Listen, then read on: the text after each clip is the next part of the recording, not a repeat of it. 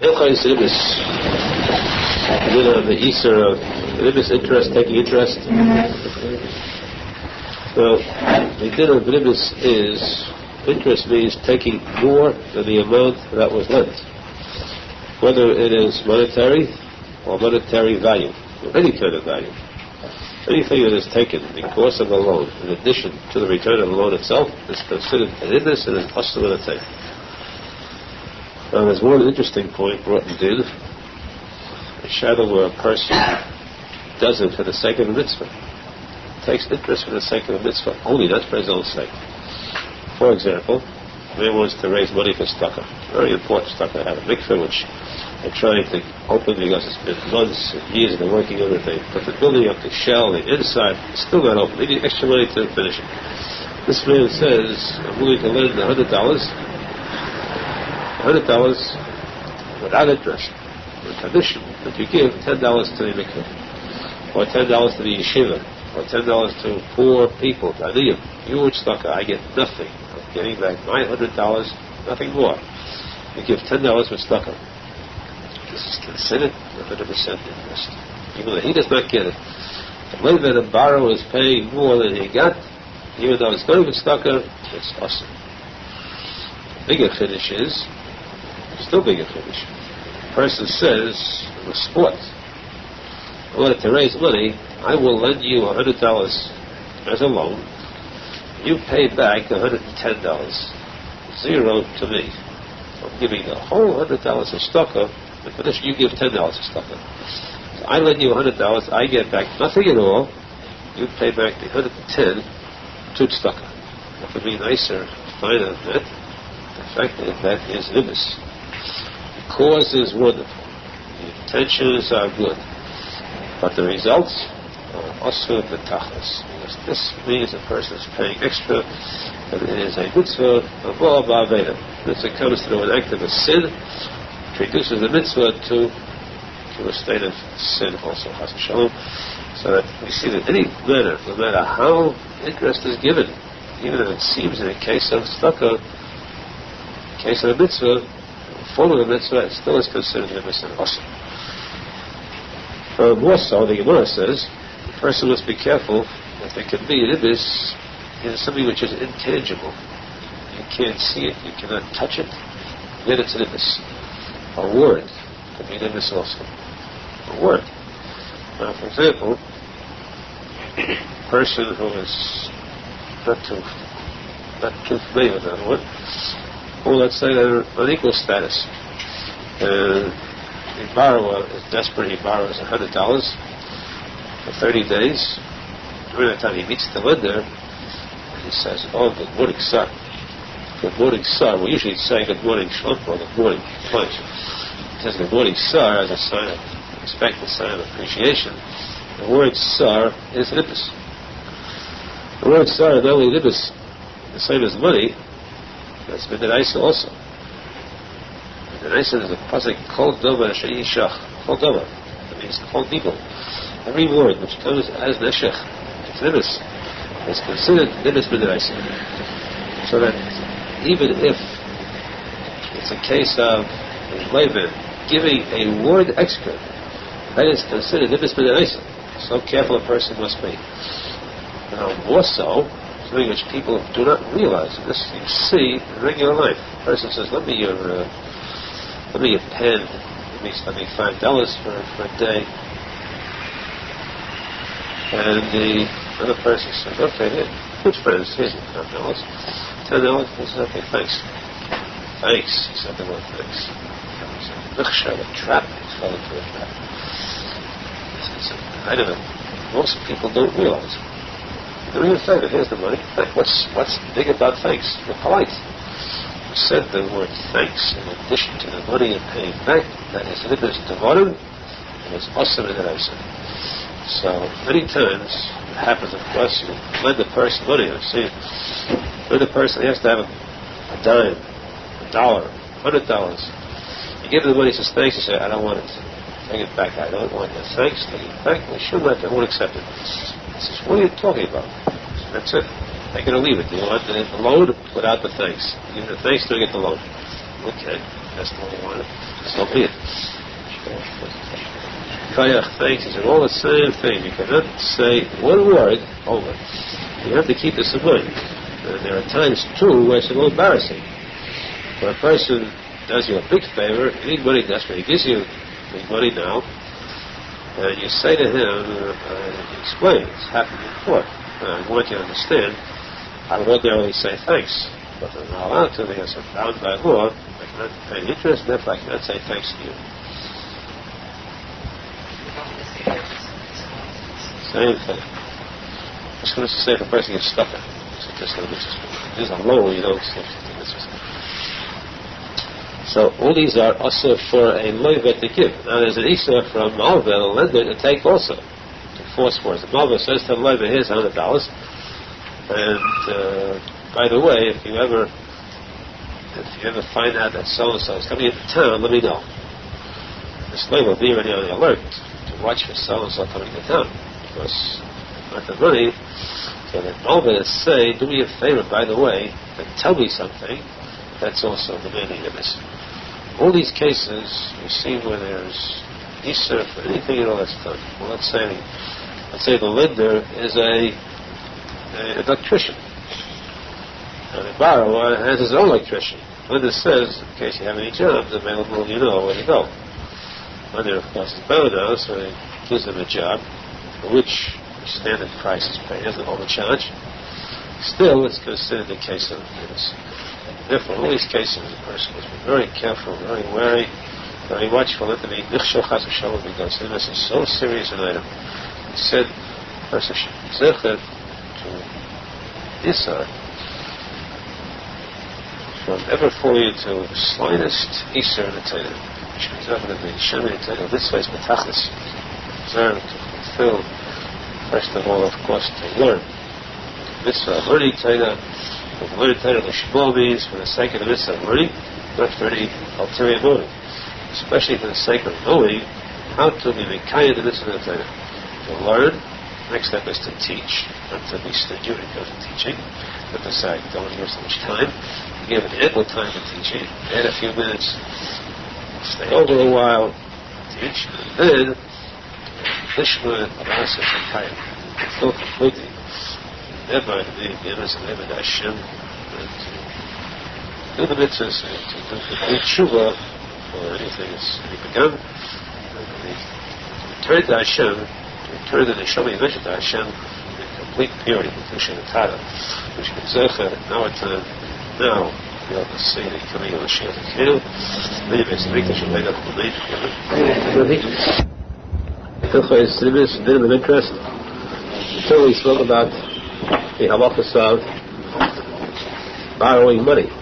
When it comes to the din of borrowing food, the person who borrows a bushel of wheat, a condition to return a bushel of wheat, this could be interest.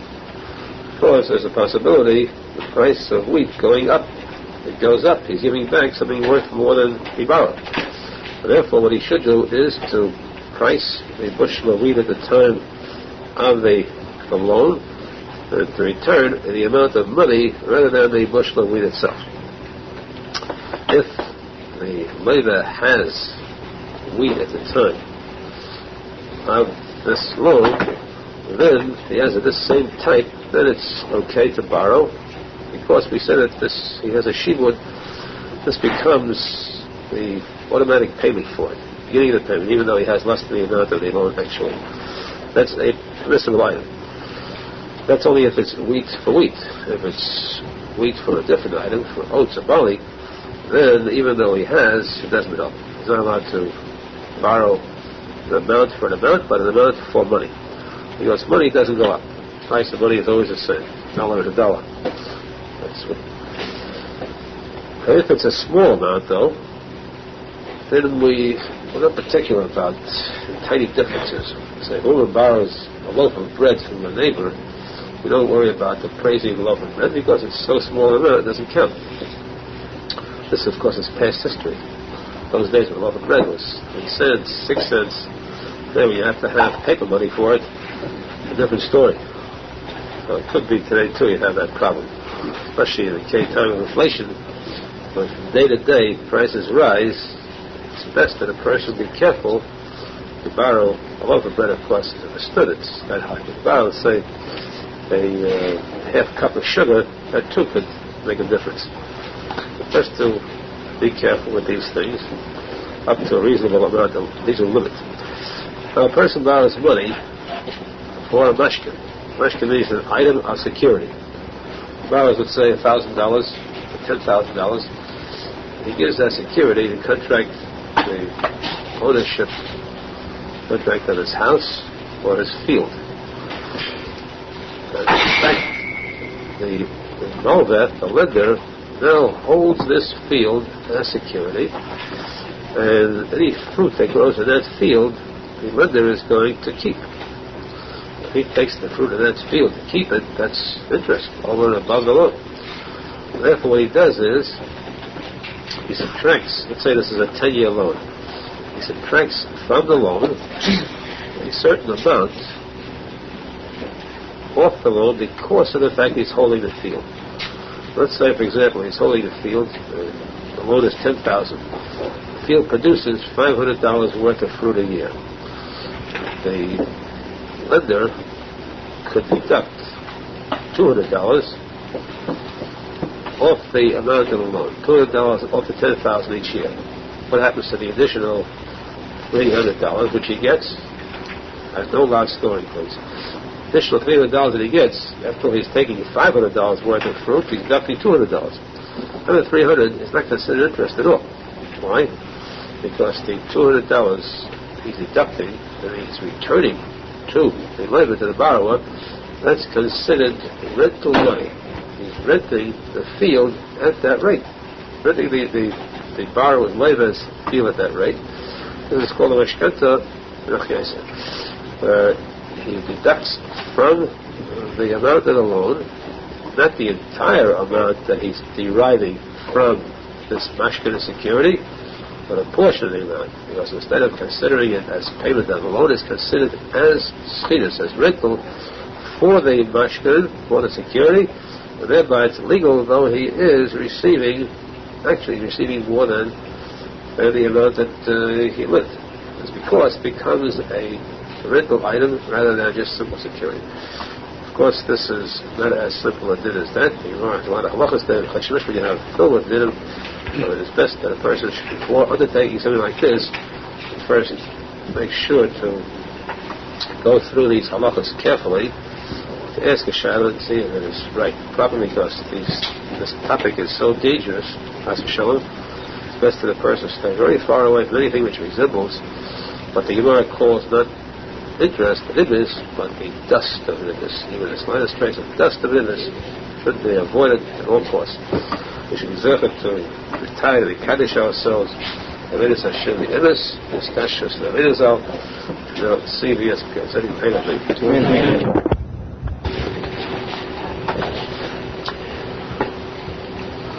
This says that a person is speaking about the dinim of ribis, interest, and there are strict laws about this. He said the crime is so great, so intense, that a person should stay away from even the dust of interest, that which even resembles it. At the same time, there are certain cases where a person could sort of get around the din legally. So for one thing, we'll discuss this more tomorrow in depth, we hope. Very interesting point that's brought up about, in general, about din in the Torah. On the outside, we'll have that discussed more in depth. Meanwhile, the din of ribis applies only to a Jew. A Jew borrowing from a Jew is not allowed to pay ribis. A Jew lending to a Jew is not allowed to take ribis. But when it comes to a guy, then a Jew is allowed to take ribis from a guy. A Jew is allowed to give ribis to a guy. So if you have loan companies For example, that lend money, you need money badly, you want to borrow money, they will not lend money without interest, you're allowed to pay them interest. Or, if you have money lying around, and you want to make money on it, to deposit it with interest, you could, if the company or the individual is a guy. There's no din of interest with a guy. However, you cannot do it by telling a guy, here's money, give me interest, but give this money to a Jew. You'll be the intermediary, the agent, give this money to a second Jew. You cannot borrow or lend to or from a Jew through a guy. That's illegal. In all cases, then, the din of Nibus applies to a Jew, no matter how you try to circumvent it. The din of Nibus does not apply to a Goy, because the Chlal, the din of the Goy are different. This is what the Gemara says, what the din says. Coincidentally, you just learned about the basic din that Arizal wanted to contact Torah, 613 misses to 11, if you recall, brought down a very important halachas. These are going up the Mishuras Hadin in some cases. Here he said that the Kasper Nasamaneshach, a person is very great if he obeys his basic law, he does not give his money out for interest, even to a guy. It's the one place where it's mentioned that a person should not even lend money to a guy. He may, but he should not. The reason again is because of bitachon. The person is supposed to have bitachon in Hashem, to have confidence in Hashem, to believe, to put his trust in Hashem, that it's not through strength, it's not through wisdom, it's not through talent, it's not through ability that a person becomes wealthy, that a person earns a living. It's not because of his magnanimous, generous employer who gives him his wage check every week. It's not through his knowledge and doing the work. It's not through his salesmanship. It's purely because Hashem is Zonah Mefanes HaKol.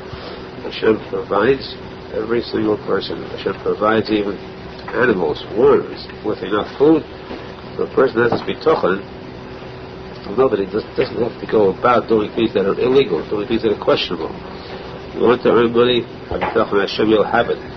You don't have to turn to things that are criminal or wrong.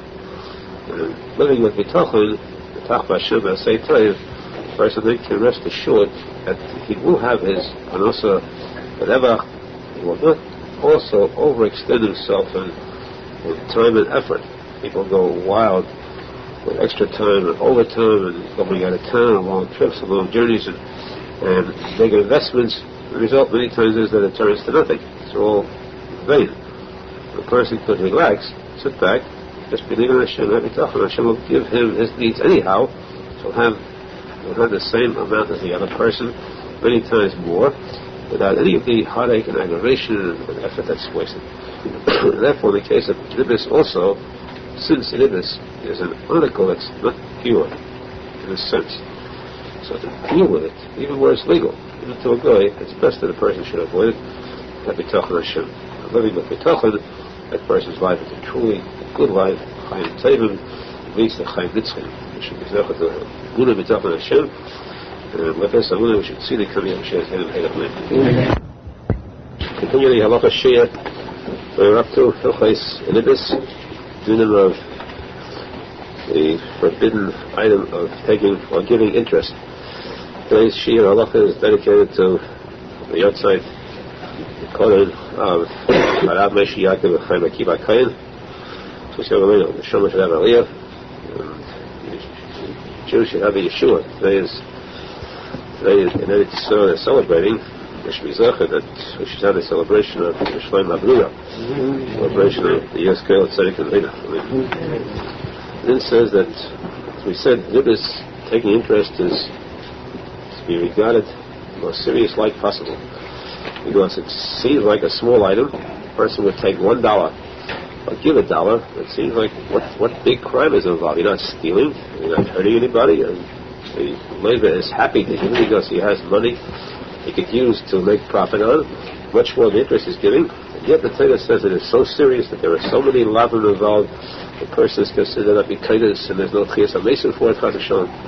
Whatever the reason, it's enough. It's sufficient to say that the Torah says so. So we don't have to delve any deeper into that. Therefore, any kind of Nidus at all, including the slightest trace of Nidus, called Avak Nidus, the dust of Nidus alone is already like dust that is polluted, like dust that's got radiation, dust that's poisonous. And this says another case of Nidus is if we speak always about the lender, the borrower, Malva, the lender. The lender lends money to the borrower, and he takes out a contract on the borrower. That is, he has a contract from the borrower. The borrower signs a contract that he owes the lender money. This contract is due, let's say, 6 months from now. The lender is permitted to go to a third party and sell this contract. The contract is $100. $100 due in 6 months. You can go to a third party, sell this contract to the third party and say, here's a contract that's worth $100. I'll discount it to you. Give me $90 for it. This is legal. There's no interest involved at all. The lender is happy to get his money back at an earlier time. He gets no interest. In fact, he loses money by it. The borrower gets no profit at all. He doesn't pay a cent of interest. There's no trace of interest involved here. Note. And therefore, this is permissible. Further, this says, because of this, we can come to a loophole in the law of interest. Where a person can actually, technically, borrow, pay interest, and it'll be legal. Of course, there are many people, we have to point this out, you learn halachas in general, you learn the Torah in general, you find people who say, when you get to these certain loopholes, and of course they consider this hypocrisy. The din says this is forbidden. Why do you look for a loophole to get out of it? How do you get something which is find a way to evade the din? The answer is it's a very, very foolish argument.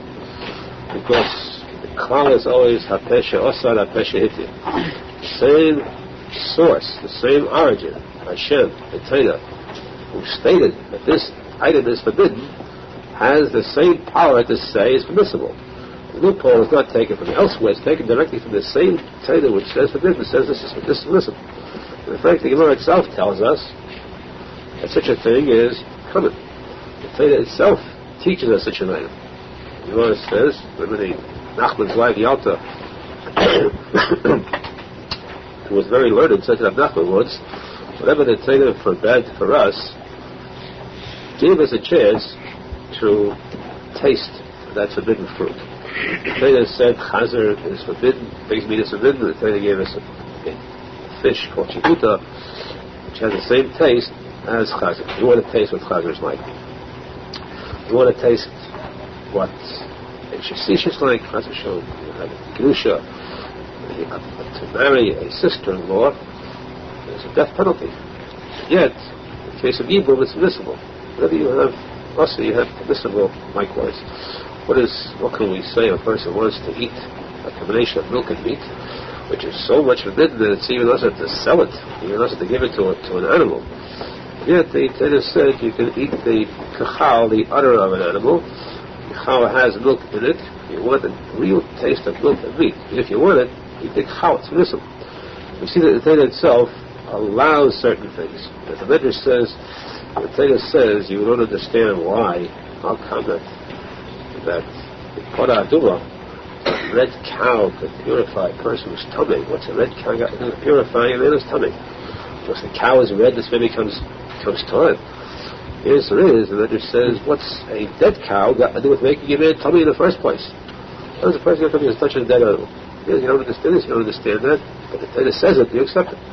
Therefore here, the Torah says there is a loophole in taking an interest. In this case, we know, like Sasam and Adava Yiminu Smil, you're not supposed to turn away whether the Chacham say, whether it's to the right or to the left. If they say a thing is Osir, it's treif, you're not allowed to go left and eat it. If they say treif.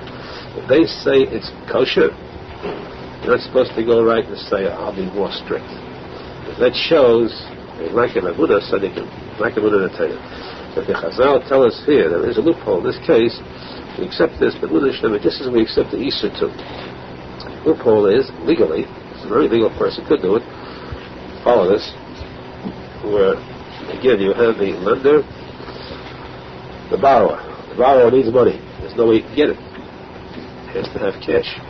The lender, the borrower's credit is not that good. So the borrower goes to the lender and says, lend me money for 6 months. The lender says, I can't trust you for these 6 months, and I don't want it, but there's a way. I'll give you a contract signed that I owe you money to be paid in 6 months from now. And in turn, give me back a contract that you give me the money in 6 months. So, in other words, the meaning exchange. Well, the main thing is the contract that the lender is giving to the borrower, that the lender owes the borrower money. Note, the lender owes the borrower money, right? Which was never given there. Now the borrower goes to a third party and says, I have a contract with this person who owes me money, $100, give me $90 for it, cash, you'll have $100 in six months from now. This third party buys this contract, gives him $90. Nobody gets any interest here at all. The borrower now has $90 cash, for which he's going to pay $100 at the end to the lender, who is theoretically a lender. He never lent him any money. That lender will give the $100 back to the person he sold the contract to. If you don't understand this, you play the tape over 10 or 12 times till you get it. Anyway, this is a case where you'll find that it is possible for a person to borrow money at a discount price through this ruse, this trick, which is very legal. There's no interest whatsoever involved here, yet in theory it comes out as though he did pay interest, because based on the halacha we first said. I think it is that all these halachas we find, I think it should make a person, a Jew, should have emunah shleima in every single word of the Torah, and that emunah a person will live. We should be zecher. We should fulfill the mitzvahs in the Torah with emunah shleima, with truest kashrus to tzadikim, emunah shleima and tzadik emes, Arizal, Social Almeida. So today's yahrzeit, Shulchan should have an aliyah, and he should use this aliyah on our behalf. It's follow for us. We should be zecher. This is for discussion to Arizal, zecher to come. All of us to come to the Arizal Syrian and Syrian. They should put stuff before that. They should see in our eyes now the redeeming of Syrian, Yerushalmi, Kodesh, the coming of Mashiach, and the follow of all these Syrian Yisrael throughout the entire world. Bit of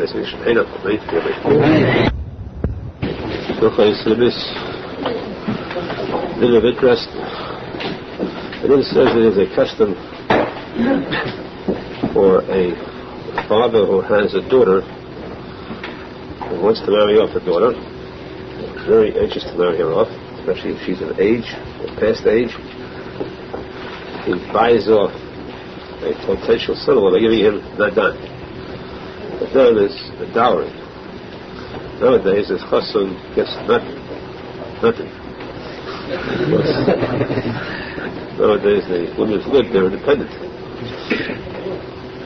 However, generally, though, it's usually the father of the bride who's anxious and willing to pay to relieve himself of this burden.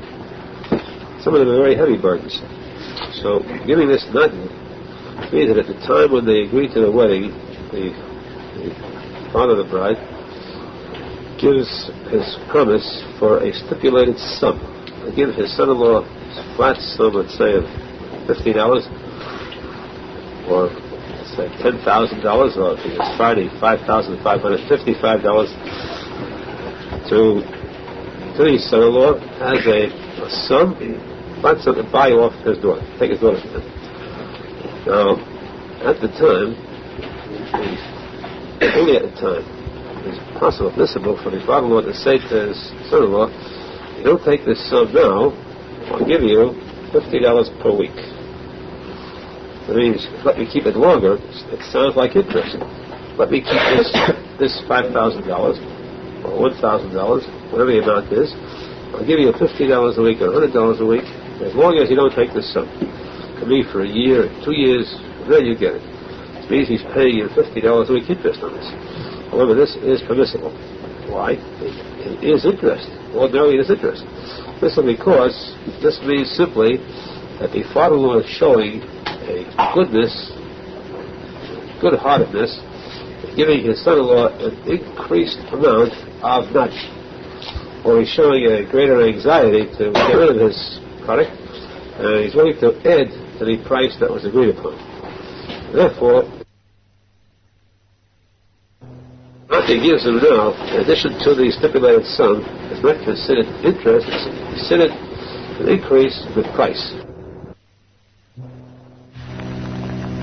This is permissible only if the time when they discussed the marriage plans, and then the father-in-law said, I'll give you so much and so much per week or per month. So, as long as you allow me to keep the total sum. If later on they had agreed upon a certain amount, and later on the father-in-law says, if you let me keep it now, I'll give you more, I'll give you a certain amount each week, that's interest rate. And therefore, it's all possible. In the beginning, it means he's agreeing on a higher figure. I already did him about this in Shulchan, especially in Chesed Mishpat, about the rules of Nadan. The Gemara speaks about this dowry. The Gemara says that Eliyahu Navi holds a whip. The Navi is a kindness, a goodness. That he whips that person who marries for the sake of money. There is a fool who marries for the sake of money, who goes out for the sake of Nadan, and that fool deserves to be whipped. Plus, whipping consists too of the person losing the money. In a very short period of time, he married for money. What happens? The money is gone, it's dissipated, and he's left with the product alone. The money lasts a short time, the product lasts a very long time. He's got to suffer throughout life with that. Therefore, a person should never allow money to turn his head. Look for a product that's good in itself, not for the sake of money. If he does get money from his father, he's entitled to it, he should take it in a good vein. In other words, not to battle over it. If he's promised money and they sort of back out, don't make this the primary issue. It's the gem you're getting, and not the money that comes with the gem. Learn to respect that, the gem, the wife, because there is not money coming now from the father-in-law, but money that comes with the mazel of the wife. The Arizal says that it's the mazel of the wife which gives a person his livelihood, his money, and his earnings, depending upon the way he regards his wife, in what light and what respect. And therefore, sons-in-law should respect their wives, treat them with due courtesy and respect and honor, subservience, as is due them. Of course, the Gemara says too that this is what brings a person Hanosa and Mazel. Of course, this is naturally an item of mutual respect too. I wish we had a Chassidut Kala that would give this to the Kala too is supposed to. The wife is supposed to respect the husband properly, and this is done naturally as they live in accordance with the Torah laws. That's their constitution of their home, and they have this happy home with the Shekhinah with them too. The thing is that a person should know marry, do not look for an ulterior motive, outside source of income. Rely upon Hapitochen Hashem, Hashem will provide. Zechat Hapitochen and Emunah, everybody Zechat to see, becoming a Mashiach. Hilchos Sinibus, or Hilchos Isanibus, instead of taking Nibus or giving Nibus, the Nibus that Nibus Akum is Mutter. It is permissible for a Jew to take interest from a guy or to pay interest to a guy. Therefore, we have a unique case. There is a din of an odev. An odev means one who accepts responsibility for a loan. It means that if, for example, the lender gives money to the borrower, lends money to the borrower, and the third party, the odev, who guarantees this loan, which means that if the borrower will not pay it, then the third party will definitely pay this loan. So the din says, no, if a Jew borrowed money from a guy with interest, the third party in this case was another Jew, who would be the odev guaranteeing this loan. It means that if the Jew would not pay back the money to the guy, then the second Jew would be the guarantor and pay it. It means that for the loan that the Jew took, the second Jew is not paying interest for him. So as though it's going from the Orev to the borrower to the Goy. In this case then, if the Goy would have a right to go direct to the Orev anytime he wants, then since the Orev, as though the Orev actually gave the loan to the Jew, in that case then it's awesome. The Goy could go directly to the Orev, it's as though the Orev gave the loan to the Jew, and it's also for the Orev to take part in the loan like that. But if the Goy must go to the borrower first, if the borrower doesn't have, and then he goes to the Orev, there's no contact between the Orev and the Leiva, it's between the Goy and the Orev himself, and then, of course, the interest is permissible. Same thing, too, if you have a Goy borrowed money from a Jew, and the Goy is paying interest. There's another Jew who was an Orev, a Jew is an Orev for a Goy, the Jew is guaranteeing the loan of the Goy. Now, in this case, then, if it's the case where the lender, which means the Jew, can first go to the Orev and take the money directly from the Orev, then again it's as though the Jew lent the money to the Jew, he's getting money, he's getting interest from this Jew. But if he has to go first to the Goy doesn't have it then he goes to the Orev, he's allowed to take interest from the Orev of the Jew because it's as though he's taking it from the Goy. In that case, then it's permissible. So, in other words, very simply, to clarify in one word this whole topic, it is actually forbidden for a Jew to give or take interest from a Jew. It is permissible from a Goy if the third party between this loan of a Jew and a Goy is another Jew. Then it depends. If that third Jew is related to the first Jew in this loan, that means that the loan can go directly from the first Jew, the Orev to the first Jew, and then of course it's like he's a party to interest between these two Jews. But if he is not related, if he's an outside party, if the loan goes from the Jew to the Goy and vice versa, and then if that party cannot pay, then he first goes to the Orev, as though he's related, he has connections with the Goy alone, and then it's permissible. So in that case, then of course the ikar is that this is al-pidin. Again, we've learned that the person should avoid taking interest even from a Goy, even though it is legally possible al-pidin. But again, Rosenfeld says the ikar is b'tochen emunah in Hashem, that Hashem will give you a panasa. You don't have to go to these extremes, cases that are not legal. Only interest that is permissible, only one that is legal and pure and kodesh, is the interest that Hashem pays to a Jew. A Jew should lend Hashem money. A Jew gives tzedakah, Hashem says, you're lending me money, I'll pay you back. That's a loan. Hashem is the guarantor. Hashem lend this poor person, give this poor person tzedakah, it's a loan to Hashem. There's a story in Torah about Yaakov, about Anissa, long story you would have known. It's like it is as though Hashem is the borrower. Hashem says, not only will give you back the money, but I'll give you back money with a lot of interest. So this is very, very legal interest because actually the principles of interest do not exist there. The actual case of interest is there, but this is the kind of interest that a Jew should interest himself in taking. Become that close to Hashem, to have kaviyachol, to have Hashem in debt to him. It doesn't all say that always a Jew is in debt to Hashem.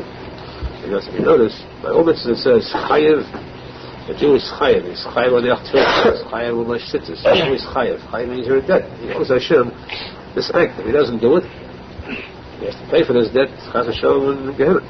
Or he has to come back and repay it for the gilul. So always this, every mitzvah is a debt. This is the reason that the Jew is the borrower, he is in debt.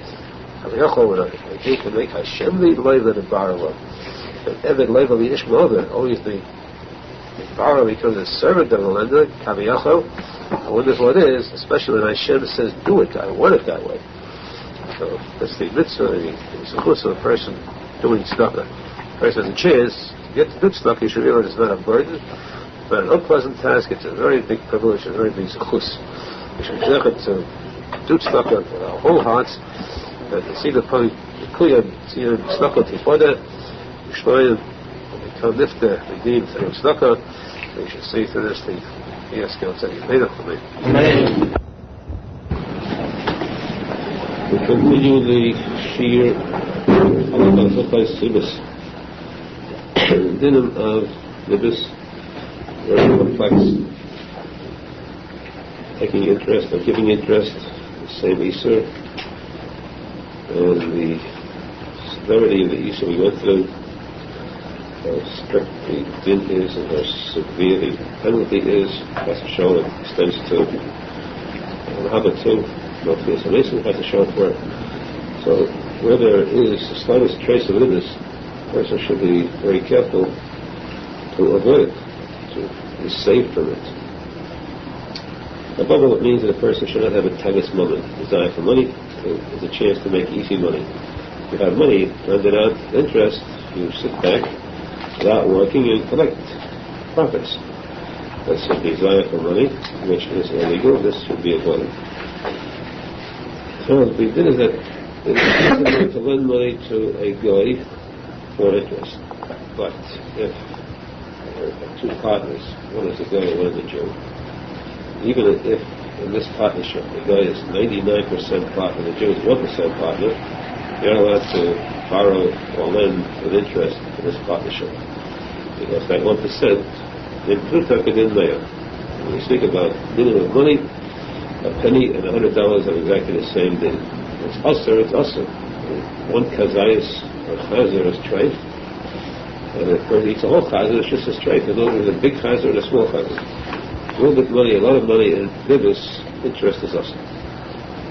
Now, there is one item, special din about Nibis, where we find Chachamim, the Arizal, gave it out.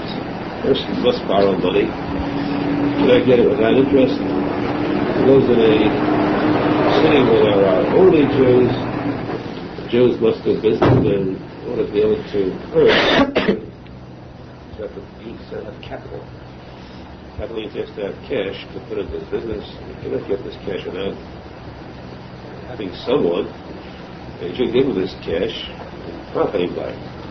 How does a person go about this? This says there's such a thing as a iska. Iska means a business deal, which is usher. For example, a person lender gives someone a borrower $100, and you do business with this, and we'll divide 50-50. So it means that half of the 50-50, half of this money he's doing, he's working back for the lender, giving him his profits as it is. That's called iska. There is a heter iska, special permit that Chazal gave, a permissible type of business deal where the lender can give the borrower the money, and this is a 50-50 proposition on the profits or losses. But the lender pays the borrower a stipulated sum for his labor in working for that half, which belongs to the involvement in the lender. No longer the Nibis is paying for it, this labor. Or better still, if the entire thing is done with a heter iska, or simply a go 50-50 proposition. We make this a proposition. We both agree 50-50. Here's $1,000 going to business. We divide the profits half and half. However, he says to the lender, if you wish, you may buy my half of profits for a certain amount of money. For example, here's $1,000 for 6 months. Into those 6 months, you can give me back $100 for my share of the profits. Plus deduct the $3 that I have to pay you, we said, for your labor. So the result is exactly the same as when he borrowed money for interest. He borrowed $1,000, he's giving back $1,100. Understand the equal interest is called a business partnership with a heter. A heter this is 100% legal, but it's very, very dangerous. A person should not dare do it himself, because if you ever notice the Haggadah, a legal document, a contract written by lawyers, wherever you have, there are so many detailed words there. Detailed wording is so complex, you get tired of reading the fine print. And that fine print is necessary, because if it wasn't there, the document could be illegal, this contract. Haggadah, you all know it's a legal thing. You go through a document, and you find the complex wording in it, and you sell a building, something with the ground and up to the sky and so forth, many different types of special forms and parts of the contract that must be inserted, otherwise the contract is void. So here too, a person should never risk making up a head desk himself. There are especially printed head desks grown up already, but even then it should be done only through a competent authority, I mean not stum a rabbi, but one who has yod and knows a special mishpat, and is able to work on the head desk. Only then is it permissible. Then, of course, there's no further problem. A person can borrow money legally from a Jew, living in a place where there isn't million of Jews. He has the same results as though he would have has shown negative interest, but it's legal. So, in that case, that a person has two articles of meat in front of him, one is kosher, one is treif, what kind of a fixture will he have to eat the treif for one if he can get the kosher one? If you cannot get one, you can't get kosher at all. You have to contain yourself. It's a matter of kind of shitza, to control your Zohar. Here you can get the kosher one, why take the treif one? So if you have a chance to do it like this, why borrow with interest when it jeopardizes a person's neshama? This, therefore, brings us to a very sensitive, very delicate item, important question, which was brought to Shulchan, question of banks. This issue of banks is a very, very delicate point. Of course, as the Shulchan, the children's father say, many of them come out with the point, how could we say that banks are considered interest, a bit of interest?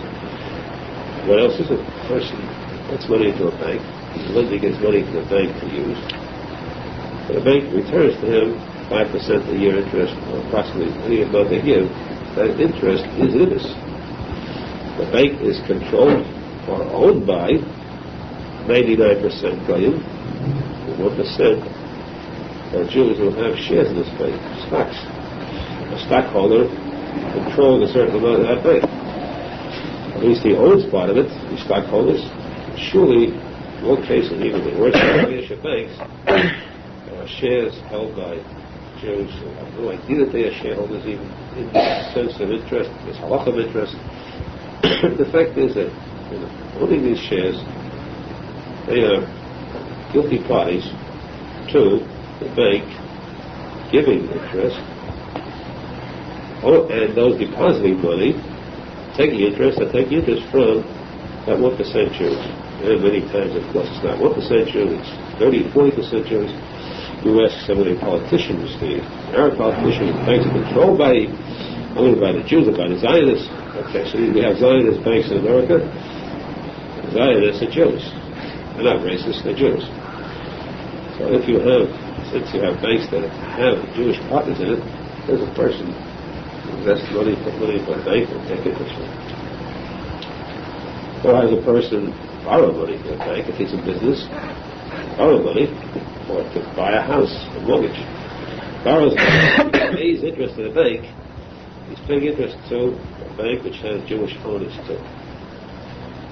Therefore the Din says, the Shulchan said, we must find a reasonable, logical heter for it, because we cannot, as a Shalom, attend a large segment, a major segment of Jews who have so large a percentage of Jews who have money in banks, we practically say that 99% of the Jews have money in banks. Learn to borrow. So they say that all Jews have to show breaking the law. They didn't say this. Couldn't say that. Therefore, they struggled very much, twisting and turning, finding points. I tell you before, was lending and borrowing money in banks. The kids are very simply, kids of course is very strong. Nachman came to Yerushalmi, that's why the kids are brief to control the Aharon from going off track. He did it very briefly, very short. Before Shulchan was compiled into one single small condensed sefer, he put him on the right solid track. Here's what he did, always mechumra. So you have to take no chance. He said, as far as I'm concerned, it's definitely possible to put money in banks, to borrow, even the deposit money in the banks, because the deposit money in the banks, your money is being used for interest too. Now, we said there are many who seek to find ways of justifying the actions of Jews that take part in the banks, one way or the other.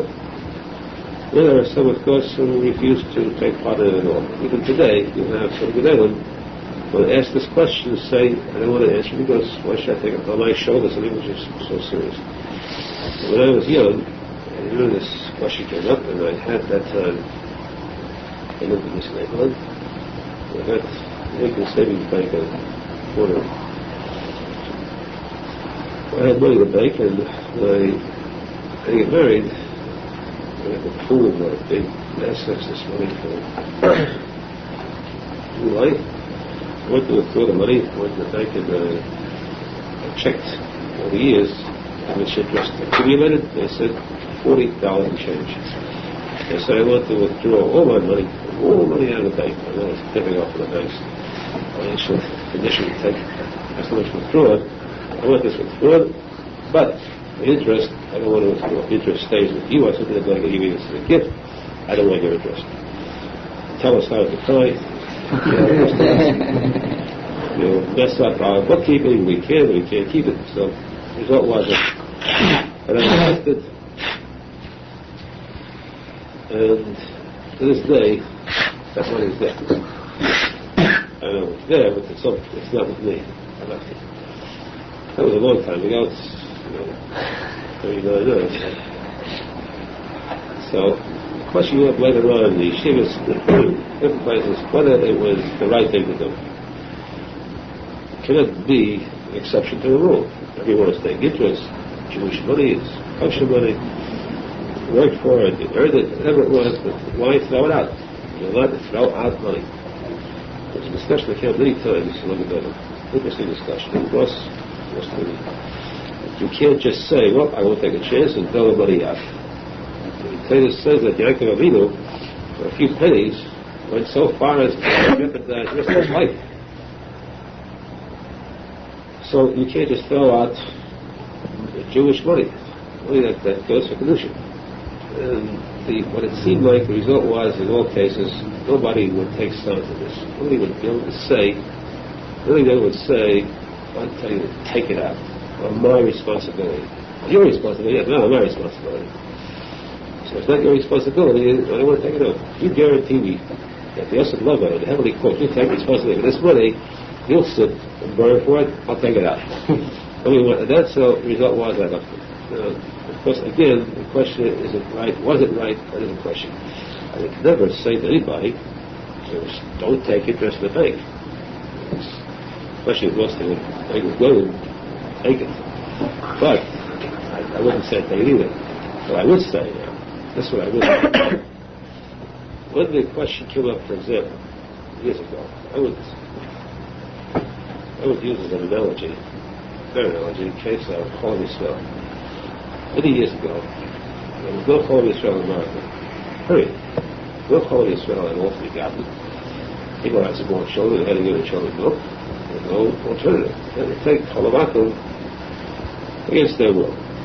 But once the Holy Israel company came into business, then those who drank Cholavakum no longer had an excuse, a valid excuse. If you get Holy Israel, it cost a penny more in a quart, approximately. So that penny, of course, anybody can afford. 2 cents more in a quart. The idea is only that you have to look for the Chol itself. Get it delivered, go to the store, carry it maybe another block further. You've got to go out and get it, but it is available. You no longer have an excuse for having to drink milk, which is really tainted. It's not kosher, but we use it. We call it kosher because there's nothing else. As long as there is kosher available, you have both in front of you. There's no right to take the unkosher one, make the kosher for the kosher one. Until now, there were no banks available that were kosher. Heter Iska in a bank. Well, the chase man said, I want a Heter Iska. There you go. Okay, what are you eating with? What kind of silver are you use for that? So there was no way of getting money deposited or loans from banks legally. So we had to use the Heter, the Delchik Heter that they said it cannot be that Jews are making sins. There must be something kosher there in some ways. But now that there are banks, kosher banks, these banks have a general Heter Iska. Any money that's deposited, you take interest out legally with the Heter Iska. You go into these banks now, you have on the wall of the bank big Hebrew contract. One of it, all monies are with Heter Iska. I went there with this bank when it first opened up. The bank Bavly, Broadway and Wall Street, I think, Wall Street. It's the first bridge. We switched to Broadway. We went to that bridge. I asked them, finally we have an Israeli bank, a Jewish bank, where we can get kosher interest. So he said, yes. I said, Heter Iska, you have one. Heter Iska, he wasn't sure. He spoke very good Israeli. So he's probably no Jew, but it's not Heter Iska, he wasn't too sure. I said, you better call me because this, you're on publicity. Call up yourself. And they said, naturally, we have it. They have it there too. They have it here too. It's the same bank, same principles. I mailed this contract, a large photo of it. You find it in the bank now. And of course, the other banks, the same Bank of Holland, any Israeli bank today has a Heter Iska. First, but today, avoid any problem, any fear of interest that's illegal. Tainted. Heter Iska is 100% permissible, without question. Banks now are permissible. Why go into something which is questionable, where you have to close your eyes halfway to kosher banks, and there are a number of branches now. Just one branch at the first time, now there are branches in Rockefeller Center, and branches, I think, in downtown Brooklyn too, maybe one. These you can investigate and find out, and you don't have to visit the bank that often. Plus, these banks, Israeli banks, in a sense, if you eat kosher, you have extra bracha. I think of the Israeli banks are more lenient when it comes to checking than the other banks. Free checking completely, right? Without question, no dollar, no forced selections. Pick your type of banking. One thing, free, finish. That's the best one-on-one. And they have also two-way free negotiation with them. They pay postage both ways if you want to deposit or withdraw. But there really is no excuse anymore. That's why the person should today try at least to put in every effort to do business with money in a kosher manner, to avoid this union of goodness. This is what we want to close this topic with, which is limit to be kosher nichshel. In this union of ribbis, except one kind of ribbis that's permissible, as Kedusha Moshe says, to take interest from Hashem. Hashem says, lend me, give me, do your mitzvahs now, I'll pay you later. I'll give you so much interest, that it will be many-fold, infinitely greater than the loan you're giving me now. You're able to compile accumulate a lot of interest for the lesson love and good. Part of that, just part as you go, to bring Mashiach now. Now, in relation to this, we come to a second topic. And this topic is very close to, deals with an item which we speak about all along. The item is called, what you call it, money. The item is called money. Now, to a Jew, money has an entirely different connotation.